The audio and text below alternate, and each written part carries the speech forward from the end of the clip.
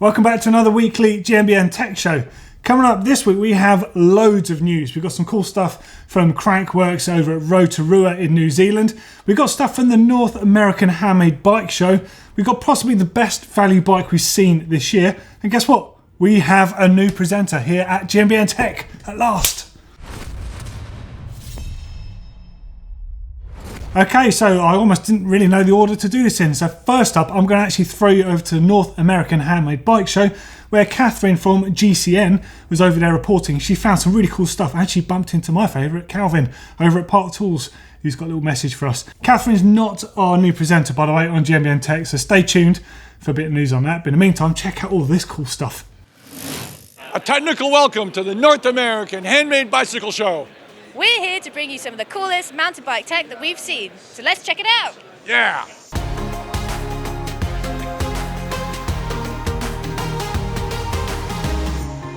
Eight years ago, Abbey Bike Tools was founded by professional race mechanic Jason, who's now turned his expertise to tooling manufacture.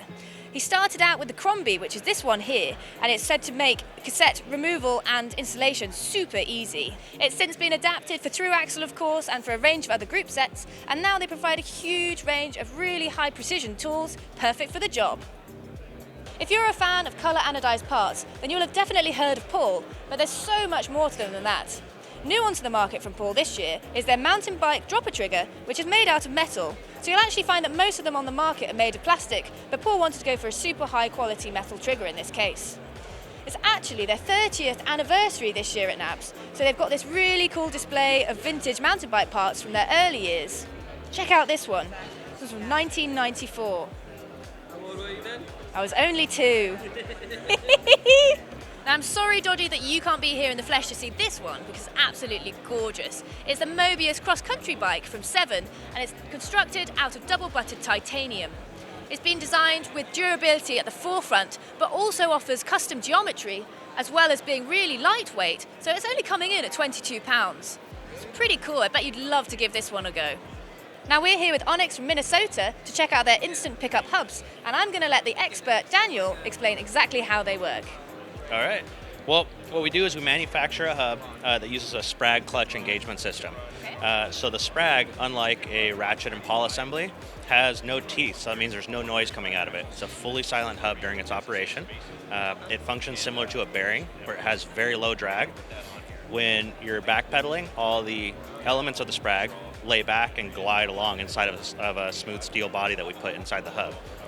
Whenever you pedal forward, they all stand up 360 degrees at once, and that's what engages the hub. So there's no delay on your pickup, and there's no resistance when you're free coasting. So it's kind of the best of both worlds there. Great, and I hear that you've got a new product coming out really soon. Yeah, so we do have a new hub. We're dropping a bit of the weight on it, and we're making it more modular, so you'll be able to interchange between different free hub assemblies quite easily with no tools. And you'll have a lot more spoke hole configurations, axle configurations, and adaptability to all the new bikes that are coming out on the market now. That's great, thank you very much. Thank you. Now, this is a really interesting build from Nikolai, where they're using the Gates carbon belt drive. They've got the roll-off hub at the back for the gearing there, and it feeds through to the Bosch electronic motor at the front. Now, what's most interesting about this one is that with the Gates carbon belt drive, it's no different to any other setup, but they do have a spring tensioner on the front here, so it means that when you're on the travel, you're always going to have a tight belt. And if it's good enough for a Harley Davidson, then it's good enough for me. Or Doddy. Well, pretty quirky stuff there over at the North American Handmade Bike Show. Definitely feel like I can have a trip over there next year, I think. It's starting to grow with the sort of mountain biking stuff. And next up in news, although it's not that new, is that new Santa Cruz Mega Tower, which I think is... Look at this thing, it's a monster truck of a bike. A bit of an odd name for those guys, but you're definitely going to remember that thing. So it's a 160 front and rear enduro bike working on their VPP configuration. Basically, it's a 29er race bike version of their popular Nomad chassis. As always, with Santa Cruz, there's loads of different options. So there's a frame price, which is $3,299 US dollars, the same in pound sterling. And complete builds come from $4,499 all the way up to just shy of 10 grand. It's a very expensive high-end bike at that price point, clearly. Chainstays are adjustable between 435 and 445 with a flip chip. Head angle from 65 to 64.7. and seat angle from 76 to 76.3. I mean, just look at the thing. It looks fast sitting still, doesn't it? So, well, enough of that. Next up in news is possibly the longest travel dropper post we've ever seen, 212 millimeters. So this is it on the screen now. This is from Vecnum. I've not actually heard of Vecnum before. It's called the Nevo Post. Now it comes in a few different options as well. So it's available in 122, 152, 182 and 212 millimeter drop. And it has a mechanical locking system on there called Shut Lock. It's made from 7075 telescopic tubes, and it weighs in between 395 and 511 grams depending on the travel, so it's definitely up there with all the other posts. But of course you've got that huge 212 millimeters drop. That's phenomenal. Do you know what, I actually think that might be even too much for me. I quite like the 170, which I still think is enormous as far as drop goes. Is this too much travel, do you think, for a dropper post? How much do you guys need? Let us know in those comments underneath. And last but certainly not least is the fact we have a brand new presenter here at GMBN Tech, except he's not here right now with us. His name's Henry. He's an ex-World Cup mechanic, and he's actually out in Rotorua for us at the moment. He's been living in New Zealand for a while, and he's going to be joining us here at the GMBN Tech studios at the end of April. So you're going to get to meet him properly then, but for now I'm just going to throw you over to Henry so you can meet him for the first time. We're here in New Zealand. It's Crankworx Rotorua, and it's the start of a new season. This is the first opportunity we're going to have to check out a lot of the new tech the teams will be running. So let's go check it out.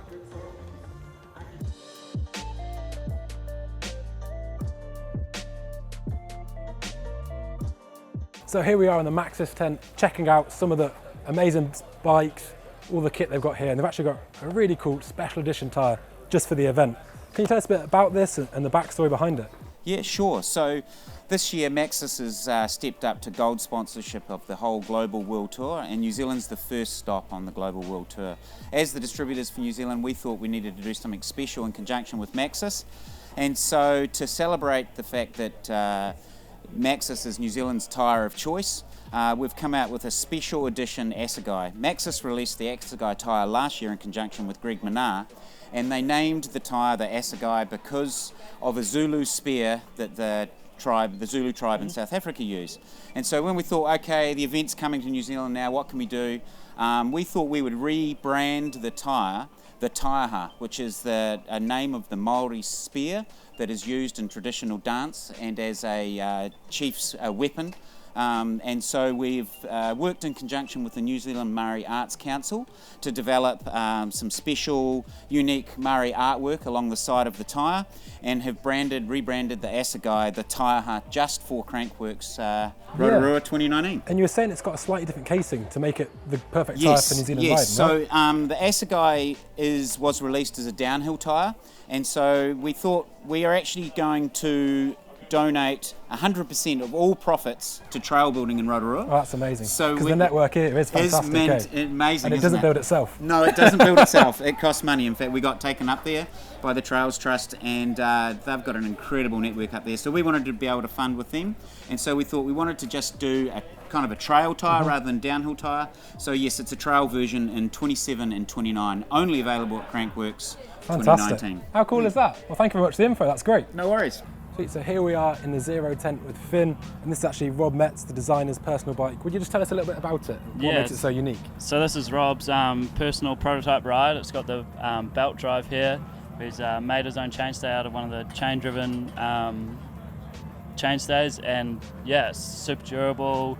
Don't have to maintain it, and it's a little bit lighter as well. Yeah. It's pretty exciting. Must be super quiet. Yeah, super quiet. No way. You just get on a ride and have a good time. And it could finally be the answer to the low maintenance bike gearbox belt drive. Yeah, so it's going with our philosophies, and awesome. Everything we do is for the best possible riding experience, and it's another step towards Rotorua born and bred as well. Yeah, exactly. Perfect. So. And I also noticed you're playing with the wheel sizes. Is that something ahead of the curve? How long have you been getting up to that? Yeah, so Rob's had this 29er on the front of his bike for a year and a half, 2 years, I think. Oh, no way. Yeah, so just playing around with that, and I mean, we tailor every bike that we send out, so we can offer it as an option for people that buy a 25 if they like.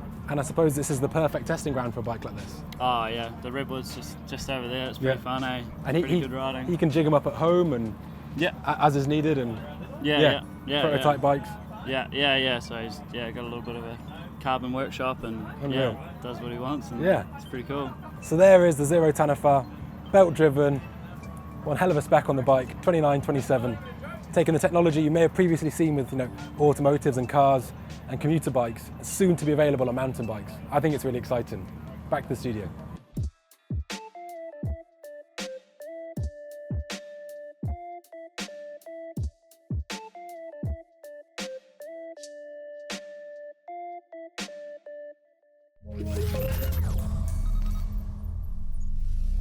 Thanks, Henry. Can't wait to have you here on board with us at GMBN Tech, and we're going to make some amazing content.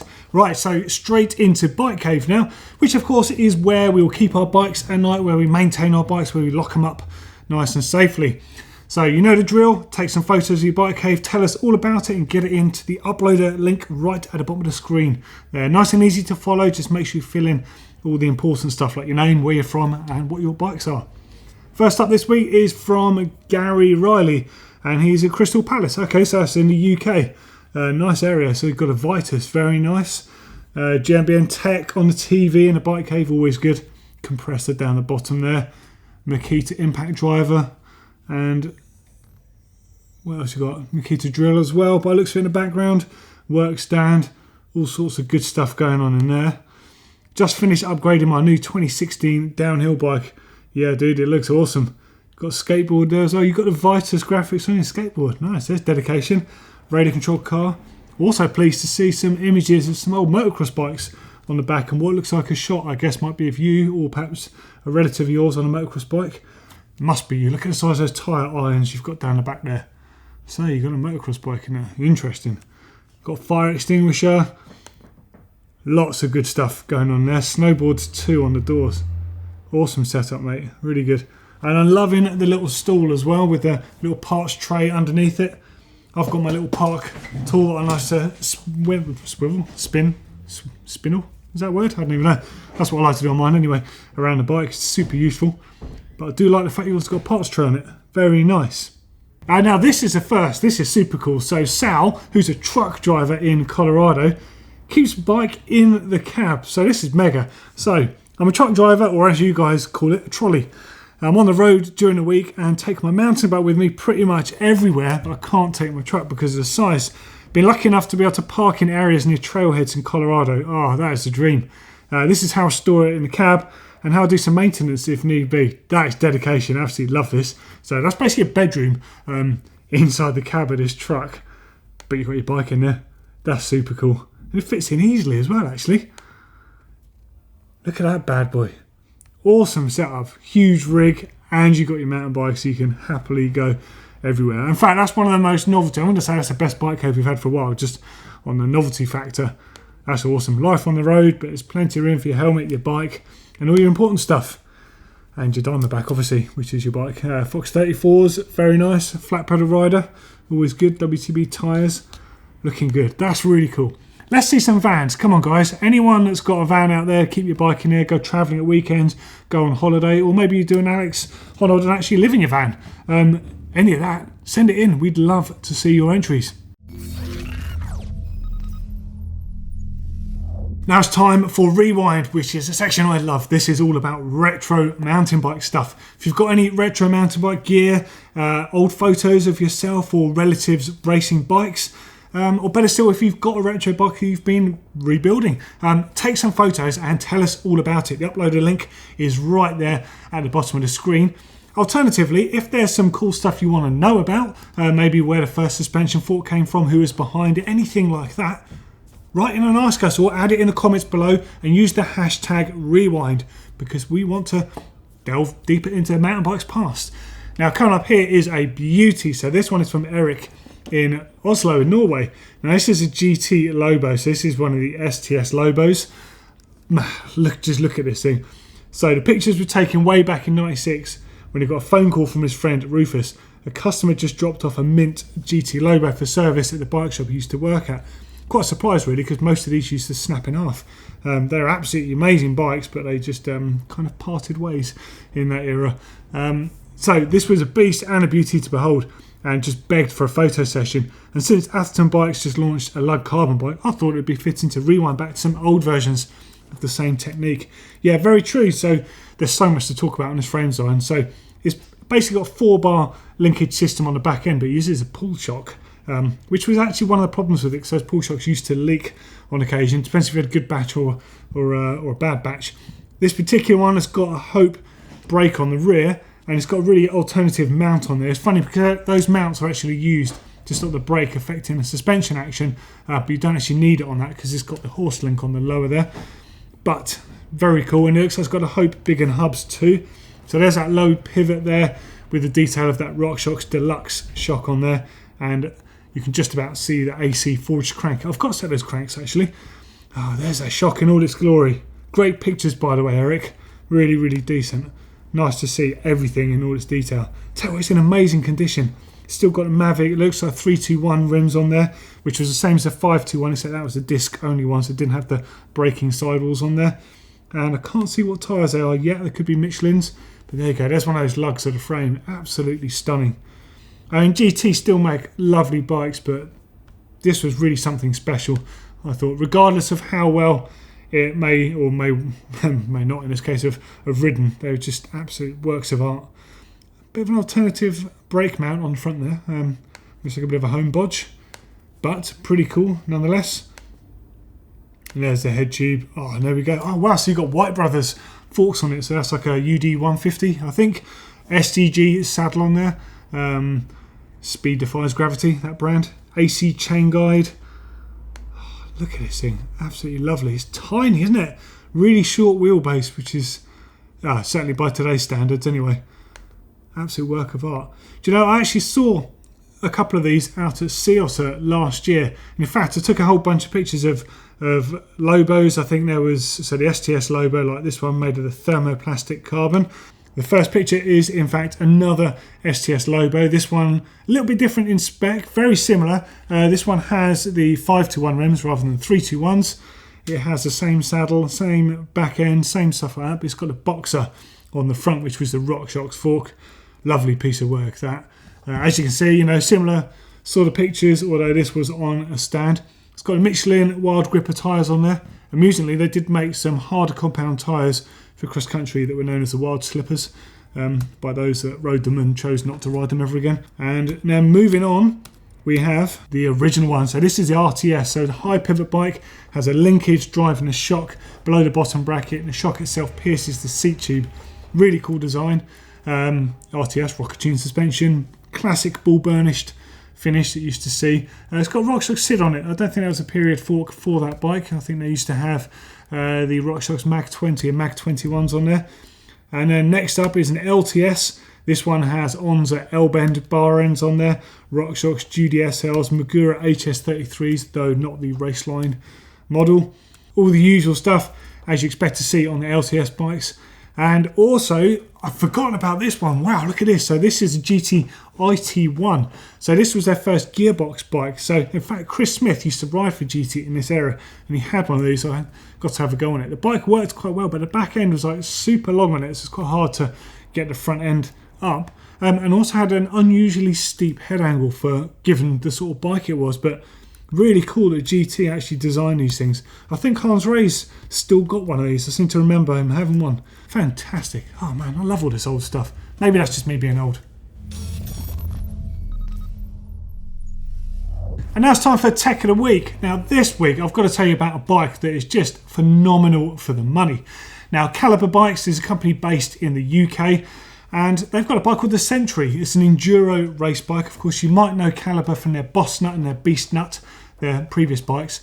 And I've got to just say, like, I know the designer behind this, and I can't believe what he has achieved. It's just incredible in the timescale that he's done this. So there's two models, the Century and the Century Pro. So this is the Century on screen, which you can snap up for £2,000. Like, so yes, £2,000 is a lot of money, but not when you consider what is on this bike and what it has to offer. So there's 4 sizes going all the way up to an extra large, and the reach on those sizes goes from 445 up to 506 millimeters. So that's a really progressively sized bike. 64-degree head angle and 445mm chainstays.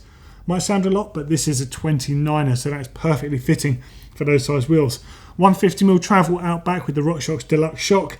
SRAM 1x12 NX Eagle on there, and a RockShox Yari with 42mm offset on it. Bravo for doing that. You know, so you've got the right offset with the right length bike. That thing is going to be like it's on rails, I tell you. SRAM guide brakes and a 150mm drop post for £2,000. That is astonishing. Now, they also have a pro version of the same bike. Now, this one is $2,799. The prices, by the way, that I've just quoted, you have to get a discount card to get that, but I think it's free to sign up for that. Now, $2,799, same sizes, same geometry, same everything. The rear shock on this is the RockShox Super Deluxe coil, so the real enduro heavy shock on there with the remote lockout on that. So that's a serious piece of kit. And up front to reflect that, you've got a Lyric RC2, again with 42mm offset. So that is a seriously expensive fork and shock that you're getting on a bike that costs just £2,800. It's got code brakes on there, and it's got a Reverb 170mm drop post. How did you do this? You've hand-spec'd everything. WTB tyres, you know, you spec different tyres front and rear to suit the propulsion and your steering control. Absolutely fantastic. Those things, if they're not already sold out, I'll be amazed. They're going to go like hotcakes. There we go, another weekly GMBN Tech show in the bag. For a couple more great videos, click down here if you want to see all about that new Niner bike. What a piece of kit that is. And click down here if you want to know how to look after your bike and protect it with some frame protection. As always, give us a huge thumbs up here at GMBN Tech, especially if you're excited as I am about having a new presenter here on the channel. And of course, don't forget to click, share, subscribe, and love our stuff. Cheers, guys.